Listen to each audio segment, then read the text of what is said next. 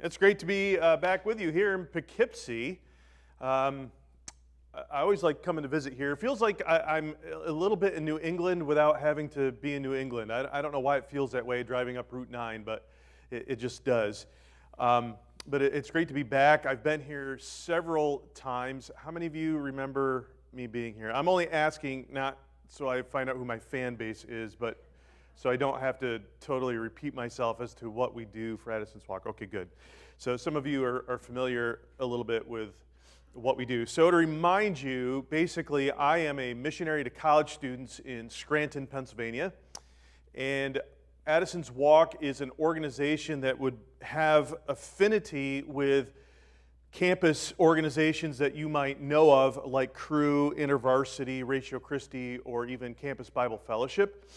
But we are not like them in the one sense, in primarily the only sense that we're not like them is that we are not a club. So I, with our organization, do not have any official institutional relationship with any school within the city limits of Scranton where we are ministering. But I do have unfettered access to students, and that is because I have a little piece of plastic in my wallet that says faculty on it. And they keep giving that to me over and over again. They keep renewing it. So I have unfettered access to students. I am an adjunct philosophy professor at the University of Scranton. Our semester starts a week from tomorrow. And this semester I'm teaching 3 courses at the University of Scranton. That is a full-time load for which I get paid an adjunct rate, and that is the last great injustice of the Catholic University. Because they keep doing that. They keep asking some of us faculty to teach a full-time load, but they don't pay us as such. So Addison's Walk is a 501c3 organization, and we are supported like missionaries. Sometimes when I'm at churches, people will ask, well, do you need support if you're getting paid to teach? Yes, unequivocally, because I get paid enough per class to eat in the cafeteria every day if I want to. So it is not something that you can live on being an adjunct faculty, but I am not there to make money. I'm there to engage students, and this semester I'm going to have over 100 students that will be under my teaching for the entire semester. And because I am a philosophy prof, we get to explore fundamental issues, and I'm very open with my faith. I can still do that. I'm not sure how long I'm going to be able to do that. There is a clock that is ticking. I just don't know how fast, and I don't know when the 11th hour is coming, but it is approaching at some point. But for now, while God allows me to, and I have breath and a platform, I will continue to tell my students that I am a Christian, and that it really informs my view of philosophy and how I am teaching it and what that means. And then I invite students to come have that conversation with me after class. So I'm constantly dangling the carrot, and my line to them is, I will buy you the age-appropriate beverage of your choosing if you want to come have a talk with me. So that's generally coffee and tea because they're 18 and 19-year-olds. Some of them drink kombucha. I'm not really sure what that is. It looks like angry cottage cheese juice to me, but whatever. They can drink whatever they like, and I will get them that beverage, and then we will sit and talk, and that's when we have conversations. Last fall, so coming up on a year ago, was probably among the most productive, spiritually productive semesters I've had in a long time, at least in the COVID years. I had a couple classes, 2 classes to be exact, last fall, and I had so many students that wanted to talk to me, and I had this young lady who wanted to talk to me, and we sat down and we were talking about some stuff that we were going over in class. Particularly, I just taught them what's called the cosmological argument for the existence of God. Does anybody besides Pastor Paul know what that is? Yeah, a couple of you? All right, so if you don't, the cosmological argument for the existence of God is one of those rational arguments we can use to help give evidence that God exists. It's kind of what Psalm 19 and Romans 1 gives us permission to do. In particular, Psalm 19 saying the heavens declare the glory of God, or in other words, look up make observations, and that just tells you something about God's existence. Romans 1 tells us that simple natural observations actually give us true knowledge into some of God's hidden qualities, his divine nature. So, the cosmological argument, very simply, is asking why is there something rather than nothing, and where did the something come from? So we're asking, if there is a universe, how did the universe come into existence? And I won't bore you with the details of that. But it was after that, and this young lady sat down with me, and she said, wait, you actually can use evidence and reason to explain the existence of God? You don't just say because the Bible says so? No, I don't. In fact, I can demonstrate the existence of God with my Bible tied behind my back. Now, please don't be offended by that statement, but the Bible does give me permission to do that. I just told you where. If Psalm 19 and Romans 1 are true, I can do that. And it's actually a really good tool, side note, particularly when I'm trying to explain the existence of God to someone who does not think that the Bible has any kind of authority whatsoever. Why would I say, well, the Bible says so, to somebody who doesn't care? I got to start somewhere else. Anyway, so this young lady, I didn't have to start somewhere else because she has a Roman Catholic background. And it was really interesting because she said, you know, Andy, I have really started praying again. I said, great, this is good. I said, what are you praying about, actually? She said, well, you know, it's really funny. For the past couple weeks, I've been praying and asking God that he would send someone to me to help me understand this stuff. I'm not making this up. And she looks at me with big eyes and she says, do you think that could be you? It could be, because I'm here and I'm explaining stuff and God does answer prayer. She's like, I guess he does. So we had many great conversations. I ended up giving her a copy of C.S. Lewis's Mere Christianity and got to talk through it. I cannot tell you her name, but if you could just pray for the young lady that Andy has talked to, God will know who you're talking about, right? And you can continue to pray for her. So that's kind of what we do. We talk about the big issues in the classroom, and then students come and talk to me. It is a slow burn ministry. I have had people ask me in the past when I sit down with, say, missions committees, well, how many students have you led to Christ? You mean like total or this past semester? And they'll usually say, well, since you started your ministry, which was in 2014, and the answer is 3. So it's not a lot, but you have to understand, I'm trying to undo 18 years of conditioning in one semester.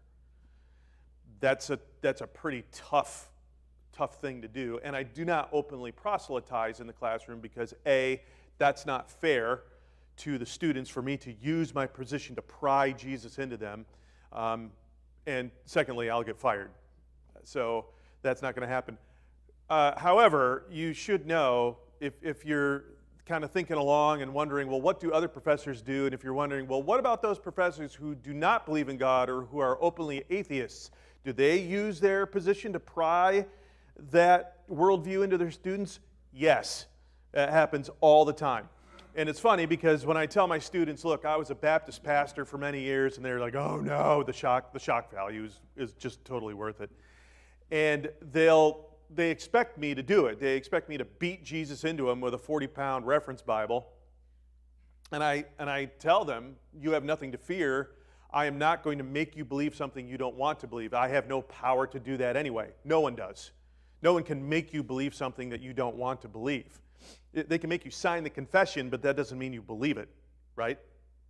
So after a couple weeks, as they've listened to my declaration, my promise that first day, they begin to wonder, is he really going to keep his word? And then they'll come to me and say, you know what? You're right. You haven't tried to force us to believe something that we don't want to, but it seems like all our other professors have not gotten that memo, and they're doing that. And that's interesting. I said, yeah, isn't it? Because as a Christian, I believe in the basic human freedom of belief. However, I will tell you what I tell them also, that you and they alike, you all have the right to believe whatever you want. You really do. You honestly do. However, and I tell my students, if I believe that God exists and you do not, you have the right to that belief, as do I. But the laws of logic apply we both can't be right. And beliefs have consequences, despite what Disney tells you. Beliefs have consequences. So if I believe there is a God and you do not, we both can't be right, and there are consequences for the end result of both of those beliefs. And that is why I tell them all the time, the thinking person will regularly climb down the chain of what they believe to see to whom or to what it is anchored. And most students have never gotten that far, at least until they get into my classroom, and then they thought, oh wait, there's actually some basis, I should have some basis for why I believe what I believe? Yes, actually. Not just because it feels good to you, but you ought to actually investigate it and see what it is. So in the classroom, that's what I do. I do have a ministry outside the classroom, and that is what I'm doing this morning. And I want to encourage believers, particularly in the arena of having good confidence to believe, to know what you believe is actually true. And I know I'm in good company with Pastor Paul here because we've had many, many good conversations about that. So I know that he is leading that charge here at Tabernacle, but that is not the case every other place. And so I spend a lot of my weekends in churches. I've spoken at 2 camps already this summer. One here in New York, and I'm going to tell you about that here in just a minute, and the other in Wisconsin. And I get an opportunity to speak to students and families, and I speak at retreats, and I even speak on college campuses and churches and missions conferences and weekend seminars and all kinds of stuff like that to encourage, help, train, and strengthen my brothers and sisters as we hold out the word of life in a crooked and depraved generation. Because I don't know if you noticed, but the light is getting dimmer, not brighter. And that's particularly true on every college campus. You heard me correctly. Every. And some of you know my background, and you're thinking, well, surely not places like Clark Summit University. Yeah, I mean places like Clark Summit University. Everywhere the light is growing dim, in many cases not intentionally, but it is. And I hope you understand the reality of the world into which your sons, daughters, grandchildren, nieces, and nephews are stepping, in that studies have been done. So this is empirical data. This isn't just someone's guess, holding a moistened finger up to the wind to see which way it's blowing. But there's actual empirical data that says that 3 out of 4 students who in high school identify as Christian, by the time they get either to the workforce or their first year of college, will abandon their faith. 3 out of 4. And that is a conservative estimate. It's 75%. That, friends, is not a winning number. Nor is it a good recruitment tool for youth ministry. Is it? Hey, go to Bible college and seminary, go into debt, pour your lives into kids, and you have a 1 out of 4 chance that it's actually going to stick. Not good. You need to know that. So that's part of the reason that I minister in churches and do this ministry outside of the college classroom, because I'm concerned. I've seen it happen. I've seen the deconstruction happen right before my eyes. And I've done everything I can to stop it, but there is no magic bullet. However, there are things that we can do to mitigate the problem. So what I want to do in the time that I have, which looks like it's about 35 minutes, and I don't think I'm going to need all 35, but I've always thought since my first days of taking speech class as a freshman in Bible college, I don't have enough material to fill the 3 minutes of my speech. Well, you probably won't be surprised to hear I always had enough material to fill that speech, and to this day, when I think there's no way I can fill 35 minutes with what I have to say, somehow I always manage to run out of time. So we're going to pray for a Christmas miracle this morning, that I get it done, and then with any time we have left, I'll open it up to you, and if we get done early and have an extra 5 minutes to go get a cup of coffee, do you do that? Yeah, question. Andy Giesman. Where's Euler? He failed. He didn't tell you that. Okay. You're fired, Euler. Andy Giesman. And there is some material on the table, a couple different things with my name on it. if you'd like that, just to know how to spell it even, and wonder at my German heritage with a last name like Giesman. And actually take that to remember to pray for us. That would be great. So anyway, I'm going to blaze through a few things, and then we'll open it up for time. And do you grab coffee in between Sunday school and church? Is that a thing that you do? No? You what? That would be lovely if you did. I'm just throwing it out there. Too bad your pastor's not here to hear that today. Oh, hey. He is on vacation. He's on vacation, but he is here. There's so many stupid jokes we could make, but I digress. You don't have coffee? That's kind of sinful. I have mine. I have my bougie McDonald's coffee. It's $1, but I like it. All right. So a couple different things we're working on. First of all, immediately, something I would like to tell you all about and invite you to. How many of you have heard of Camp Bayuca in central New York? Anybody in the room here of Camp Bayuca? Okay. It is a part of the Northeast Fellowship organization. There are 3 such camps in New York. There's Bayuca, which is kind of equidistant between Binghamton and Cortland, New York. So it's in a town called Smithville Flats. There's no way you've heard of Smithville Flats. The kind of the next big town that's near is Marathon, New York, but honestly, if you need to go shopping, like Walmart is on your list, it's either Cortland or Binghamton, and you've heard of those. Okay, so it's about 20 minutes from either, just to give you an idea where that is. I have been ministering there. I went to camp there. I met my wife there. I've been speaking there off and on for over 20 years. And I was just there again for senior high week this summer. So this was the second full week of July, so not all that long ago. When I am asked to speak at a senior high week, it is because whomever is planning that week and has the power to invite a speaker knows that I am not the average youth.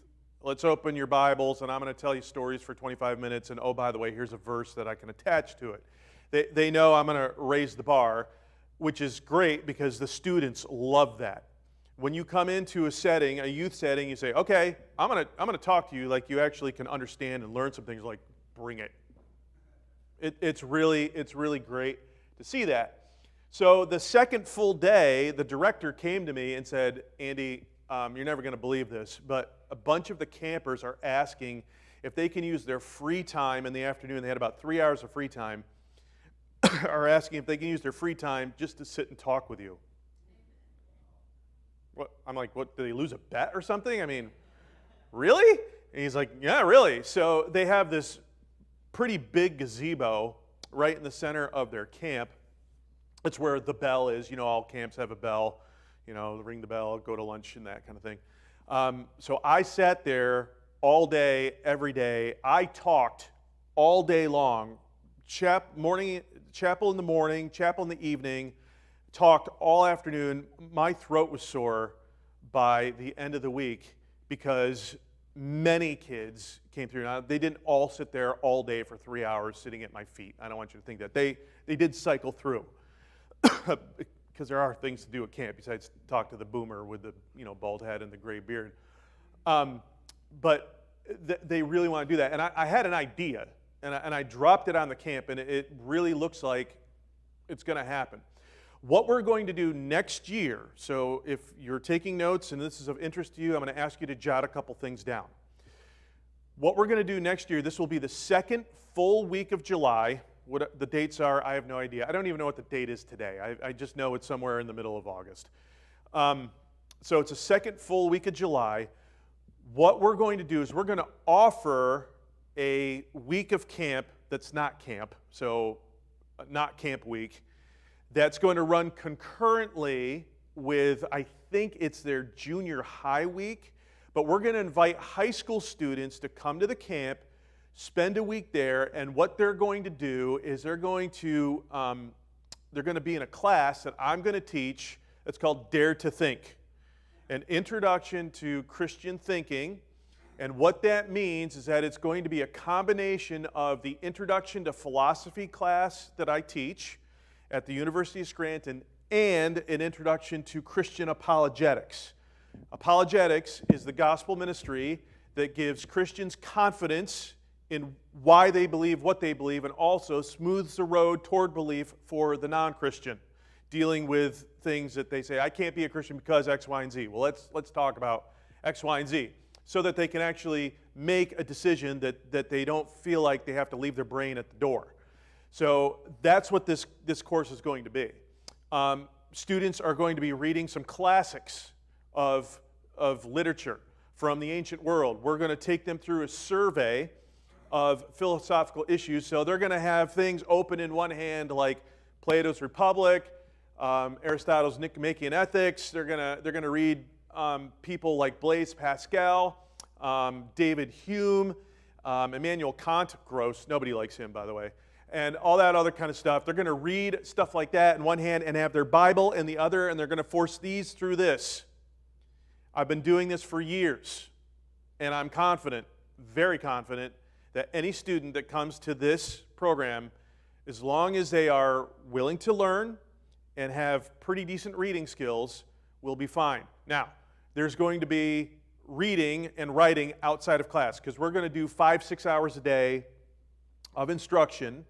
We're going to be doing our own thing, but students will be living at camp. They'll be eating the food. I actually have 2 counselors already lined up for boys and girls, and these are people who have worked at the camp. One guy is going to be a pastor, just graduated from Cedarville with his MDiv. He's going to be pastoring in southeastern Ohio. And another girl just graduated from University of Buffalo with a chemistry degree, and she's working for the Navy in Albany doing something with their radioactive waste disposal system. I don't even understand what she's smart. Let's just leave it at that. And so they've already said we want to help because we're not going to just put a bunch of random kids in a cab and say, well, see you in the morning. That's not going to work.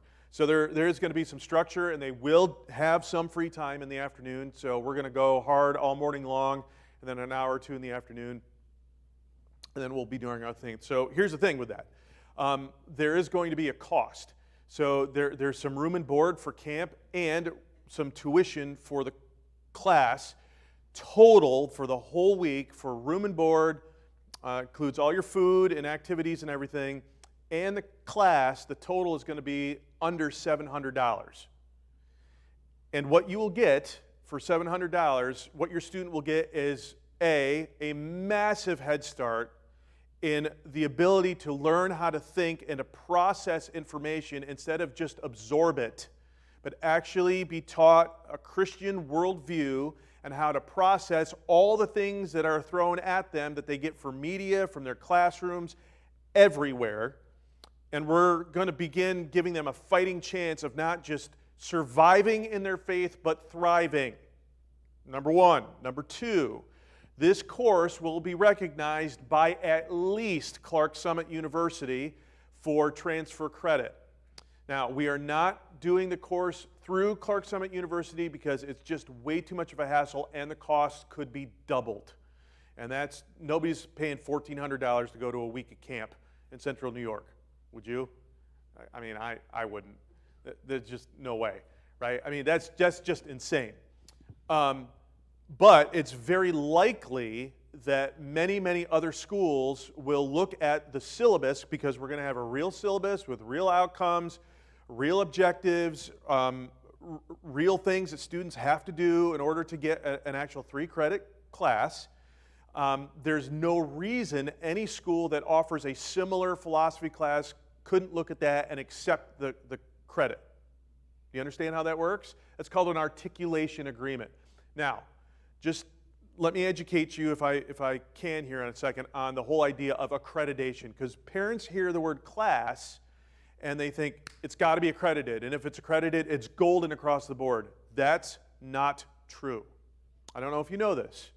No school is required to take any other class as transfer credit. It does not matter if it's coming from an accredited university or not. Did you know that? The University of Scranton will not accept transfer credit for their intro to philosophy class from anywhere.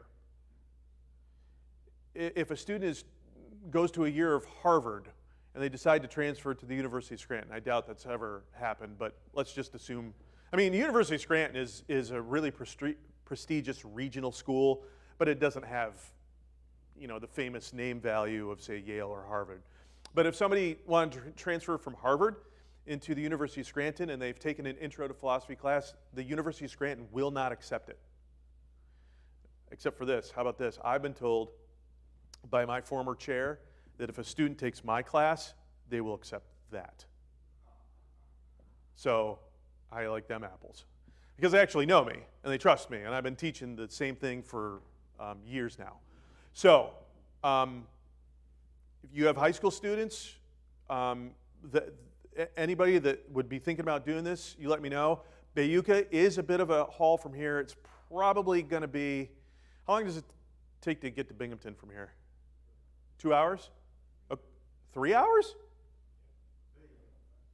How long does it take to get to Binghamton from here? I've heard between 3 hours. Really? Across 17? You might be better off coming at 84 and going up from Scranton. I'm serious. It wouldn't be 3 hours because it's less than 2 hours from Scranton to here, and it's less than an hour from Scranton to Binghamton. So anyway, because 17 doesn't go in a straight line, right? It's well, whatever. Okay, so however long it takes you to get to Binghamton, it's 20 minutes past that, right? So it's something you could do. You could drive. And I'm telling you, it'll be worth it. I've been doing this for years. I'm fully confident. If you send your students to us in the name of Jesus, we're going to corrupt the youth, and we're going to teach them how to think, and they're going to have a good time. I guarantee it. So if you are interested in that, you let me know. I actually have some cards in the back. If you want to fill out one of these and hand it to me and say, Andy, I have a student that's interested in this, you can talk to us about that. Second thing, one of the other things that we're going to do with that course is our plan is to do a rotation of courses every summer, 4 or 5 of them, so that if a student wants to, they can come and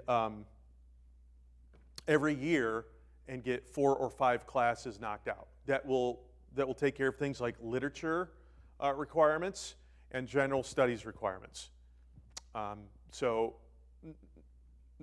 summer of 2024, we're probably going to do a class called Shield of the Gods, an introduction to epic literature, where we will be reading and studying the Iliad, Aeneid, and Beowulf in that order, looking at the redemptive story arc in great literature. So we'll be doing that.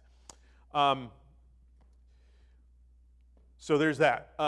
Next thing is that I've had people after me for years to make some of our content digital. And I've resisted that because, frankly, bare microphones and cameras scare me to death.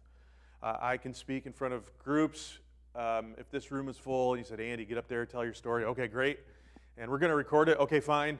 And then if you take everybody out, now do this exact same thing the way you did it just for this camera. I suddenly become very aware of my face and my hands, and I creep myself out. So I know it's a weird psychology, but we are getting over that. And so we are going to be producing some material that I hope to be able to use for anybody that wants it, that wants to kind of go deeper, and it's just a means of being able to think better with different material than perhaps what the average person is used to. And we want to make that available for homeschool groups or really anybody who wants it. So again, this is just a way that we're going to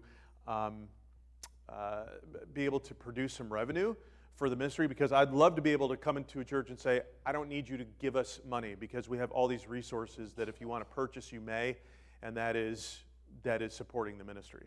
So I'd like to get to that point. But we're going to be putting some stuff on camera at full. We're talking full 15-week courses that are going to include a talk from me, discussion questions, and just kind of a go at your own pace kind of thing. So the one we're going to record first is going to be that Shield of the Gods class, and I'm particularly excited about that. We're going to do about 6 talks per book in Iliad, and then the Aeneid, and then maybe just 4 for Beowulf. Beowulf is a really tiny book, but I'm really excited about those talks. We've already started writing them. All the talks that I'm going to do coming out of the Iliad are all titles based on the names of classic rock songs. So I'm pretty stoked about that because this is my youth pastor gene at work. So the first one, we're going to talk about an introduction, like what's going on, why are the Trojans and Greeks fighting. So that's going to be called Welcome to the Jungle. And then the second one, we're going to talk about the Greek pantheon of gods and how the Greeks saw them and what Greek worship was all about. And that's going to be called What If God Were One of Us? So perhaps you remember that plaintive song from the late 90s. I really hated it. But the actual title was One of Us, but you put What If God Were One of Us? And then we're going to do one on the Greek hero ethic, why Achilles is the hero, why Homer wants you to know that Achilles is the hero, and why we still think the Achilles hero is still the ideal today, whether you realize it or not. It has influenced your view of what a hero should be, and we're calling that one Fortunate Son. So those of you who remember any of your protest songs from the Vietnam War, that's where that comes from. So I'm pretty stoked about those. That's going to be a lot of fun. And the hard part with that is that it's going to be how am I going to get all that done in 16 40-minute talks, because there's a whole nother set of things we could do. So for instance, I can easily fill 40 minutes. I could talk off the top of my head right now about the Greek pantheon and why are the gods gods, and what does that mean, and how did the Greeks view them, and what was their relationship to Greek life. I could off the top of my head give you a 40-minute talk right now, let alone do a comparison and contrast with Christian theism. So the ancient Greeks were theists, by and large, right? They believed in the gods, plural. That is a form of theism. It is polytheism, but it's still a form of theism, right? Well, Christianity is obviously a form of theism.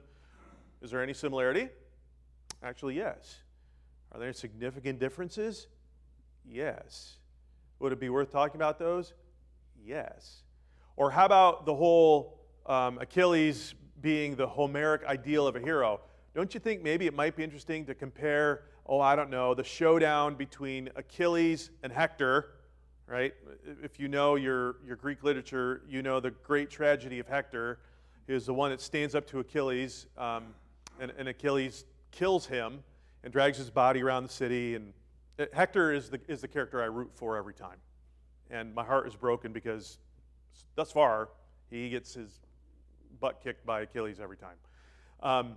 Wouldn't it be interesting to compare that showdown of Achilles and Hector, have a comparison and contrast with another showdown like maybe David and Goliath? They both have taunts involved. They both mismatched. It's fascinating. How do I have time to do all that? So there are so many things we can do. So that you can be praying about that. We have had a production glitch in that it's going to be impossible for me to partner with the person who was going to help us like make these look nice. I know someone that owns a production company, and they're going to give us a huge deal, consult with us to teach us like about lighting. And I looked at this guy's promo stuff. He was showing me videos, like side-by-side videos, and they both look fantastic on his screen. And he's pointing to one, he's like, now, do you see how the lighting is terrible in this? I'm like, not really, but if you actually understand what that means, great. So he was going to help us with that, but there's been something that's come up that we probably are not going to be able to partner with him. So it's really too bad, but there are lines that have to be drawn sometimes that cannot be crossed. So if you can be praying about that, because we actually have a really decent camera. We actually have two. We have a high-end wireless Sennheiser mic that gets plugged right into the camera. We just don't have. We need the technical wherewithal to get that done. My church is going to let us film in their church. It's an old Catholic church. We're actually going to film in their old organ room. They actually literally had the pipe organ up in the pipes are still in the front, but the organ's gone, and it kind of looks like this bat cave kind of thing. So like the lighting in there is really awesome, and it's kind of got this old church feel. So that's going to be a really great place to film. But again, we just need help. I do not have the wherewithal to set up a camera, run back and forth, and do all that. All right, last thing. On the table out there, you'll see a pull-up display of something called the Rivendell Fellows Academy. This is a dream that we have had for years now of doing a gap year program for high school graduates. This would be an in-residence, not online, not remotely. I mean, we are in the same place for a year. This is that camp program I told you about a few minutes ago on anabolic steroids. You send us your high school graduate for a year, and we're going to teach them how to think. And we want to do this in Scranton. The curriculum is done. It's basically, you're almost getting a full year of classes that sit at the crossroads of philosophy, literature, theology, and history. So at the core, it's really a philosophy, the core of a philosophy degree in 1 year. And it's going to be in a cohort, so students are going to learn together, going to live together, going to study together. It includes a trip to Athens, Greece, which I'm pretty excited about. That's more for me than for anybody else. And we're going to look at some sites that are both biblical, historic, and literary. And believe it or not, you can get to Greece pretty cheap from the States. That's, when you have an economy that's circling the drain, you tend to drop your prices to get there because they want people to come spend their money. You know what I'm talking about? So it's pretty easy to get there. And the only thing stopping us is that we need a place to do it. So I've been praying that God would provide for us $1.5 million. I have been talking about this in churches for a long time, and I've been reluctant to say the number because I feel silly, and I'm over it now. I don't care. Because if I don't tell you what we need, then why bother talking about it? And the fact of the matter is, if I say it enough times, I don't know that person, but there's somebody out there who can just write a check and it's over. If you could do like a part of that, we know where to put it, so that's okay. But why do we need 1.5 million? Very simply, with 1.5 million, there are two things that I can do. First thing immediately is we will buy 2 Victorian multifamily homes in Scranton, probably where Joe Biden is from. He's from a neighborhood called the Hollywood section. I'll let your imaginations run as to what that might look like. Don't be fooled. He's not a blue-collar guy. The neighborhood he came from is really quite nice. So with $1 million, we can buy 2 turnkey multifamily homes. We don't have to worry about zoning, right? Because you can't just buy a house that has many rooms and turn it into an apartment house. You can't do that. You have to get it zoned for that. You can't just have a bunch of kids living there and say, okay, we're charging rent. That's not legal.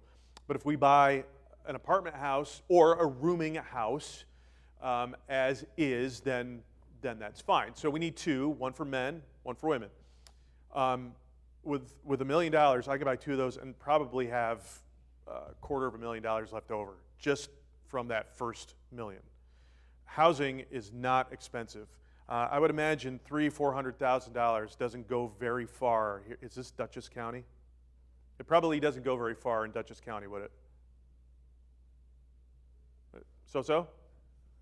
You're not going to buy a 7,000 square foot multifamily house for $400,000. That's okay. That's what I thought. You will in Scranton, right? What, 6,000, 7,000 square foot multifamily dwelling, upwards of 1.5? million here? Probably.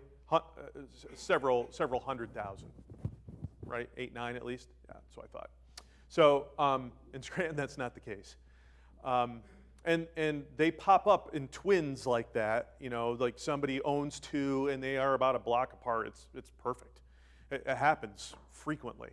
So that's the first thing we do. Second thing we do, because we're going to have well over $500,000 left over, so we don't have to wait to do anything built on the backs of tuition, is that we can immediately hire a residential director for both of those. So what we're going to do is we're going to look for couples. And I would prefer either couples that are quite young with no children yet. That is a preference. My ultimate preference is for older couples that are close to or are empty nesters. That's my preference. And so one couple, the husband would be the residential director of the men, and the wife would be the residential director for the women. Never will we use the terms dorm dad or dorm mom. We will not call them that. More like directors of spiritual formation. And this is a paid position. Even though they are getting free room and board, or free, not board, but free housing and utilities, we're actually going to pay them something that's going to be closer to a part-time wage. But when you figure in housing costs, it's really going to be quite generous. And then the other person that we're going to hire is a maintenance guy. And that maintenance guy is going to be an integral part of the team, because I'm not just hiring the grump that's going to be able to fix stuff that the rotten kids break. You know what I mean? Like that kind of guy. I don't want that guy, or girl, I don't care. Wouldn't it be great to have a maintenance girl? That would be awesome, just because. But whoever it is actually going to use that position to teach our residents about fixing stuff. It's kind of like life skills kind of thing. We're not going to put any 19-year-old up on a 30-foot ladder. Don't worry about that. But we are going to teach them just basic things. The curriculum is done. We are not going to have full-time faculty, because that gets really expensive. We are going to be teaching these courses in modules. And because we're doing it that way, we can bring in the best of the best to teach these classes, and I know who they are. And so we can bring them in for a couple weeks, pay them actually pretty well for a 2-week stint, far better than any other school in Lackawanna County pays their adjunct faculty. We're actually going to honor them to come in and do that for us. And we're just saying, send us your sons and daughters for a year to live kind of monkishly, and at the other end, they're actually going to be prepared to make a difference in dark places. And again, we're not probably, unless some Christmas miracle happens, we're not going to accredit these courses through any one university, because 2 reasons I gave you before.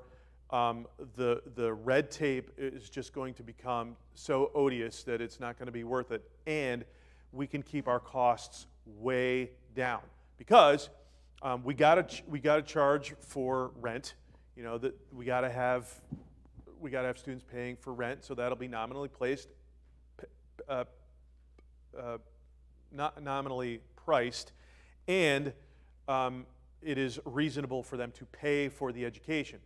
But the thing is, no one would be able to get state. You can't get state aid in Pennsylvania anyway, you New Yorkers. But you can't, nor could you get federal aid, because it's not attached to a 4-year degree. So you can't get state or federal aid anywhere that's not attached to an actual degree. So they couldn't do it. So we got to keep our costs down, because we realize it could get really expensive. And again, for parents to say, well, if it's not accredited, is it worth it? Yeah. For a year, absolutely. I didn't graduate from college until I was 28.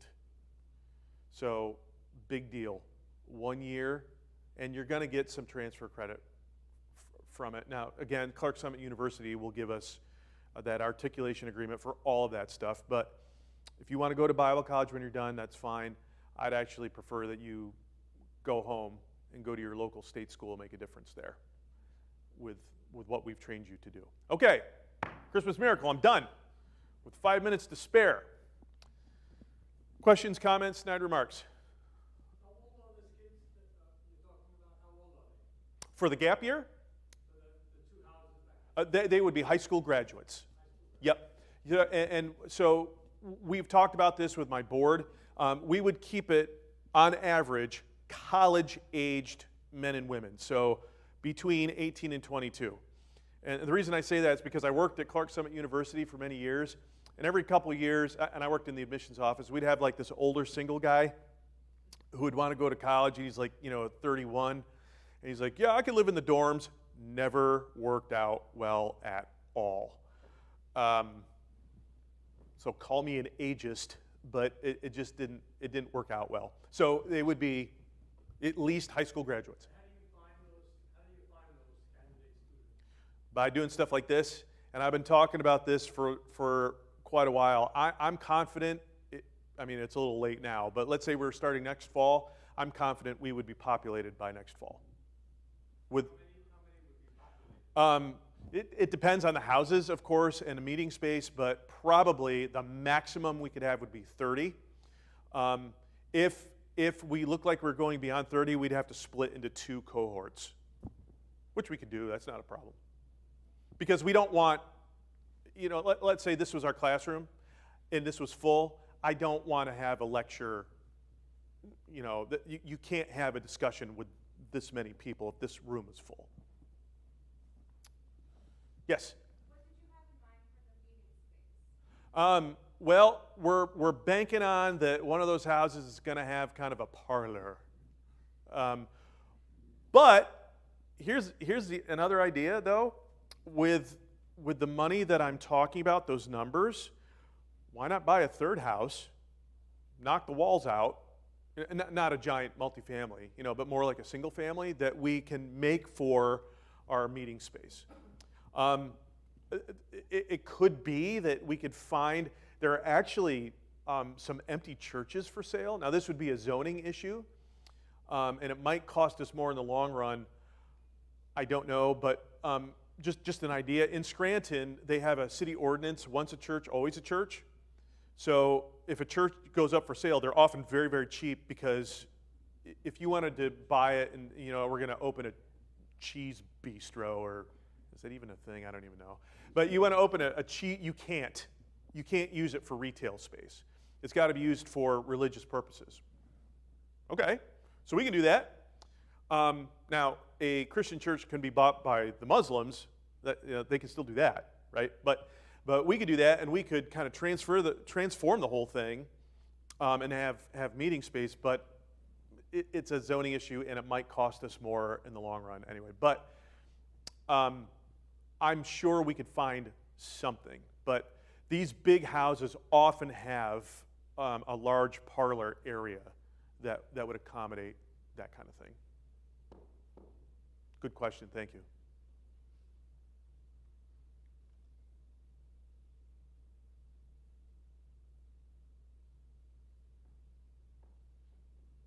Yes? How about dining? Who's going to be cooking? They are. They are? Mm-hmm. So my brother-in-law is a chef.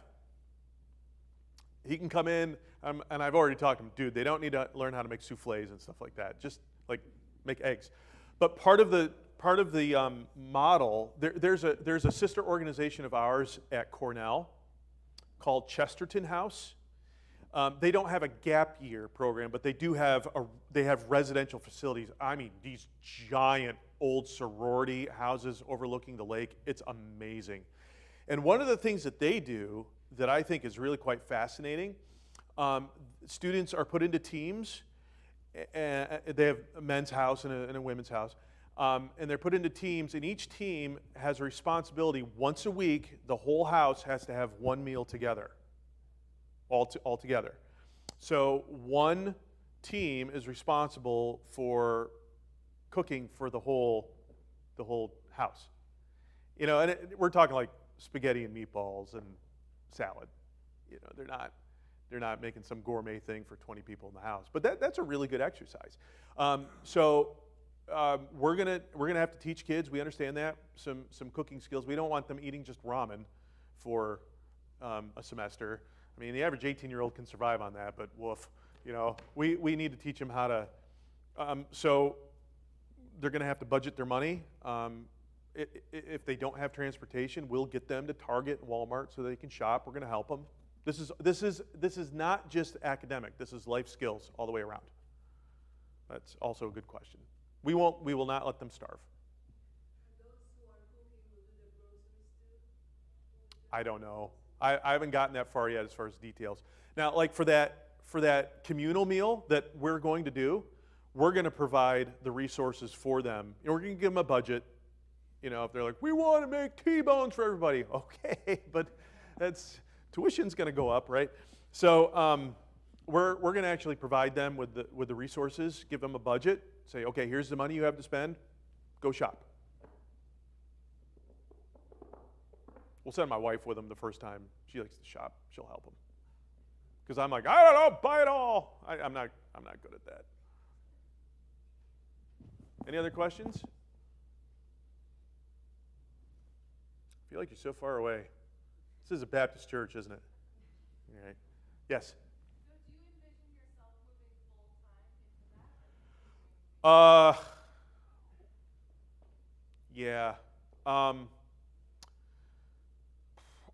Well, the once we get rolling, another key position that we're going to hire. So I envision us having four or five hired positions, and that's it.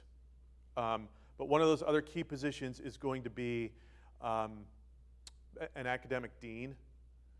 That's going to kind of be my executive officer, because once we do this, I immediately basically become the president of a college for all intents and purposes. I don't really dream of being an administrator.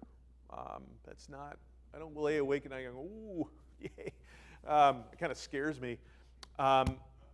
So to try to shorten up the answer to that question, I want to keep my foot in the door at the university level for as long as I can.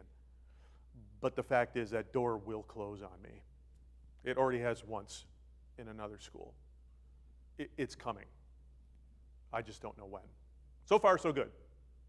But I want to continue to do everything I'm doing now, and do that too. Yes?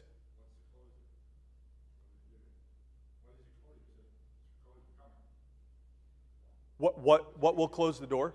I'm sorry? They just didn't put me on the schedule again.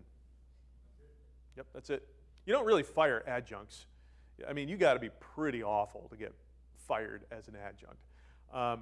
They just don't ever have to put you on the schedule again. And that's what happened. And it was at a school where they know I'm not a Marxist.